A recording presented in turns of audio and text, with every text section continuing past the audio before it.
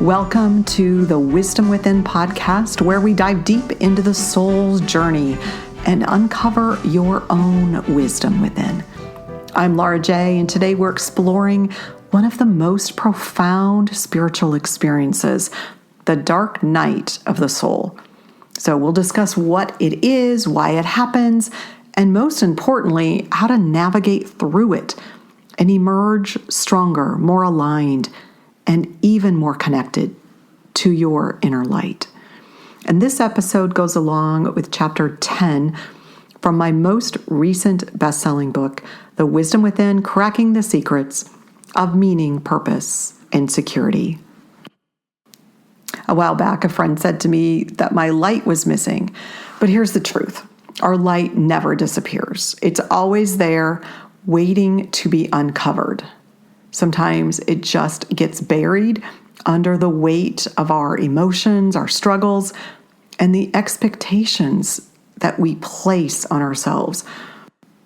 And during that time, I found myself in a moment where I was very lost, weighed down by the frustration of not being where I thought I should be. Have you ever felt that way? Like no matter how much work you do, spiritually, emotionally, physically, you still feel stuck. It is a maddening place to be. But I realized something very important, that God is so much more concerned with our soul's evolution than our external achievements. The actual term dark night of the soul comes from St. John of the Cross, a 16th century mystic who described it as a deep spiritual crisis, a time when the soul actually feels abandoned, lost, and disconnected from God. But this isn't just a religious experience. It's a universal spiritual journey. It's the shedding of old layers, the dissolvings of illusions, and the initiation, actually, into a deeper understanding of who we each are. Now, the dark night of the soul, it's not necessarily a literal night or a fixed period. It actually can last for varying durations, ranging from weeks to even years. It can feel like being stuck in a pressure cooker where emotions boil over: anger, sadness, frustration, loneliness. It can make us question everything. Why am I even here? Why is life so hard? Why do I feel like I'm losing everything?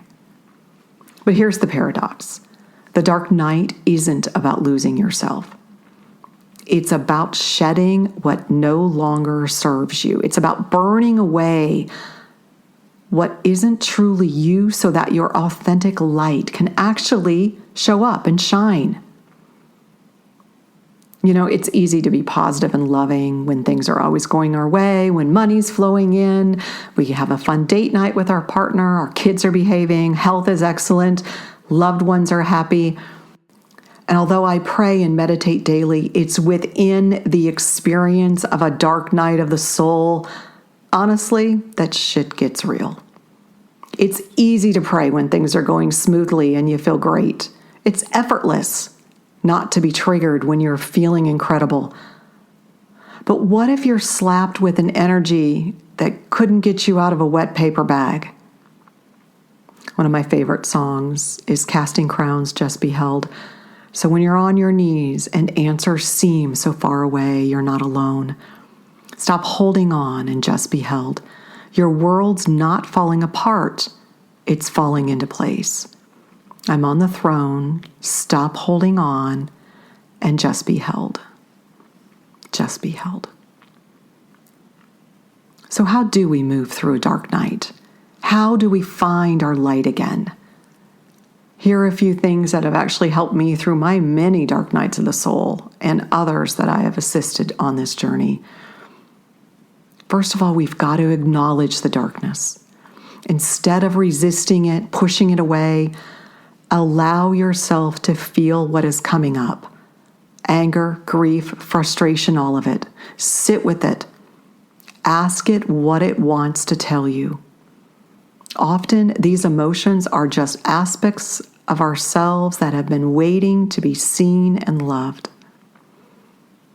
Number 2, make sure you're asking the right questions. Instead of asking what's wrong with me. Try the question, what's right about this situation? What do I need to learn here? What's my next step? Shifting the energy of our questions shifts the energy of our answers. Number 3, self-care and boundaries. One reason we get overwhelmed during a dark night is because we absorbed too much energy from others. Make sure your boundaries are strong with your time, your energy, and interactions. Take care of you first, especially during this vulnerable time of a dark night. A 4th way that will help you through this journey is journaling and other creative expression. So writing for me has been one of my greatest tools for moving through these heavy emotions. Maybe that helps for you as well. Describe what you're feeling, draw it, paint it, get it out of your body and onto paper. And number 5, surrender and trust. This is the hardest part, but the most essential. Sometimes things feel like they're falling apart when they're actually falling into place. Trust that this process is leading you somewhere better, even if you can't see it. And if you're in a dark night right now, I want you to know this. You are not alone. This is not the end. It's the transformation before the breakthrough. And when you finally emerge, you will feel more aligned, more authentic, and more connected to your highest path than ever before. I've been through many dark nights. Some lasted days, others months, some years. But each time I emerged wiser, lighter, and more in tune with my soul's calling. And I know you will as well.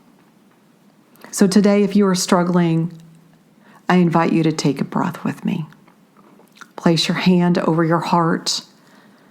Feel the light that is still there, even in the darkness. You are growing.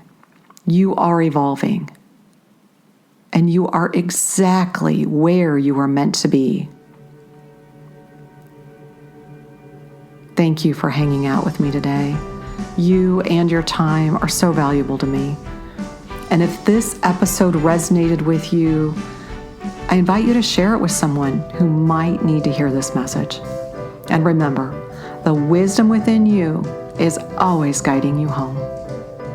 Have a great rest of your week.